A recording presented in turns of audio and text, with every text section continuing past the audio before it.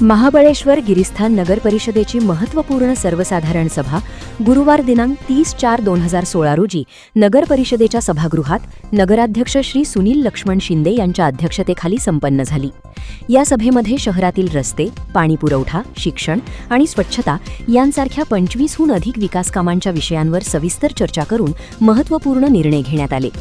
या सभेत सुरुवातीला 13 मार्च 2026 रोजी झालेल्या मागील सभेचे इतिवृत्त वाचून कायम करण्यात आले।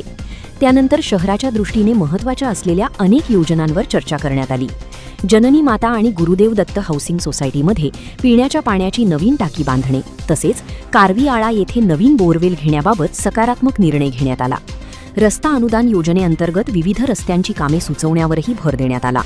तसेच नगर परिषदेच्या शाळांमध्ये शिक्षकांची कमतरता असल्याने अतिरिक्त शिक्षक उपलब्ध करून देणे, अंगणवाडी सुरू करणे आणि शाळा क्रमांक 1 मध्ये नवीन शौचालय बांधणी यांसारख्या प्रस्तावांना मंजुरी देण्यात आली।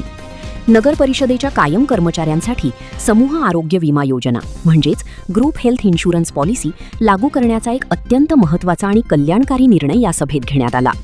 माझी वसुंधरा 5.0 योजनेअंतर्गत विविध कामे करणे आणि विकास कामात अडथळा ठरणाऱ्या झाडांचे पुनर्रोपण म्हणजेच ट्रान्सप्लांटिंग करण्यासाठी निविदा मागवण्याबाबतही चर्चा करण्यात आली। महत्त्वाचे म्हणजे याशिवाय विविध गृहनिर्माण सोसायट्यांमध्ये संरक्षक भिंती बांधणे, RCC बंदिस्त गटारे करणे आणि स्ट्रीट लाईट पोलवर जाहिरातींना परवानगी देऊन उत्पन्न वाढवणे या विषयांवरही यावेळी शिक्कामोर्तब करण्यात आले। एकंदरीतच नगराध्यक्ष सुनील शिंदे यांच्या मार्गदर्शनाखाली पार पडलेल्या या सभेमुळे महाबळेश्वर शहराच्या विकास कामांना आता अधिक गती मिळेल अशी अपेक्षा व्यक्त केली जात आहे।